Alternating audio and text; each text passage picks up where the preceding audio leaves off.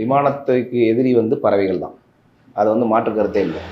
ஆனால் பறவைகள் வந்து எந்த இடத்துல மோதுது, ஹை ஆல்டிடியூடில் மோதுதா, இல்லை ஃப்ளைட் டேக் ஆஃப் ஆகாமல் மோதுதா, மேலே பறக்கக்கூடிய பறவைகள்லாம் இருக்குது. அதிக உயரத்தில் பறக்கக்கூடிய பறவைகள் நிறையா இருக்குது. கழுகு, நம்ம வந்து கழுகு சொல்கிறோம்ல, கருடால்வாங்க, அதெல்லாம் கிட்டத்தட்ட 50 கிலோ 80 கிலோ அப்படின்ற வெயிட் உள்ளதெல்லாம் இருக்குது. ஒரு 80 கிலோ பொருள் ஒரு ஒரு இன்ஜினுக்குள்ளே போய் டம்முன்னு அடிக்குது அப்படின்னும் போது அந்த இன்ஜின் இம்பேக்ட் ஆக தான் செய்யும்.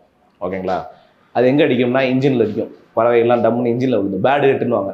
மேலே ரெக்கையிலையும் அடிக்கும். சில நேரம் இப்போ முன்னாடி நோஸ்லேயும் அடிக்கும். அந்த இன்ஜினில் அடிக்கும் போது பார்த்தீங்கன்னா அந்த விமானத்தோட பேராமீட்டர்ஸ், இன்ஜின் பேராமீட்டர்ஸ் பைலட்டுக்கு தெரிஞ்சிடும்.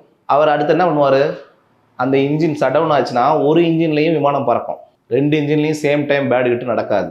அப்படி நடந்தாலும் அந்த இன்ஜினோட பேராமீட்டர்ஸ், அதாவது இன்ஜின் எவ்வளோ ஸ்பீடில் சுற்றுது, அங்கே எவ்வளோ ஃபியூல் போயிட்டுருக்கு, எவ்வளோ எக்ஸாஸ்ட் கேஸ் வருது, எவ்வளோ த்ரஸ்ட் வருது, எவ்வளோ வைப்ரேஷன், இன்ஜின் வைப்ரேஷனில் மாற்றம் வரும். சின்ன ஒரு ஆப்ஜெக்ட் பட்டாலும் இன்ஜின் வைப்ரேஷனில் மாற்றங்கள் வரும். இது எல்லாமே பைலட்டுக்கு அவரோட டிஸ்பிளே யூனிட்டில் காட்டும், இண்டிகேஷன்.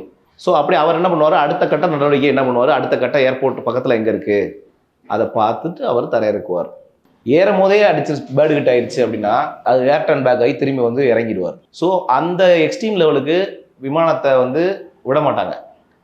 அந்த எக்ஸ்ட்ரீம் லெவல்லையும் இந்த விமான விபத்து, அந்த பறவைகளால் மோதக்கூடிய இந்த விமான விபத்து வந்து அவ்வளோ எக்ஸ்ட்ரீம் டெய்லி பேஸ் நடக்காது. எப்போயாவது ஒகேஷன் நடக்கலாம். நடந்தாலும் அந்த பறவை வந்து ஒரு பிளேடை டேமேஜ் பண்ணலாம், 2 பிளேடை டேமேஜ் பண்ணலாம். மற்ற அந்த பேராமீட்டர்ஸ் படி அவங்க வந்து ஃபாலோ பண்ணி அந்த ஆல்டிடியூட் உயரத்தை மெயின்டைன் பண்ணி அடுத்த ஏர்போர்ட்டில் இறங்கி அதற்கான பராமரிப்பு வேலைகளை பண்ண ஆரம்பிச்சுவாங்க. அதுக்கு ஒரு செக்லிஸ்ட் இருக்குது. அந்த செக்லிஸ்ட் படி bird head rules and regulation என்னென்ன பார்க்கணும் அப்படின்றது இருக்குது. லைட்டனிங் ஸ்ட்ரைக் இருக்குது, பேர்டு வெதருக்கு என்னென்ன இருக்குது, இந்த மாதிரி நிறையா விஷயங்கள் அந்த விமானத்தில் வந்து இருக்குது. அதை வந்து எல்லா விமானத்துலேயுமே இருக்கும். அதை வந்து நம்ம வந்து அது படி பராமரிப்பு முறைகளை ஃபாலோ பண்ணணும்.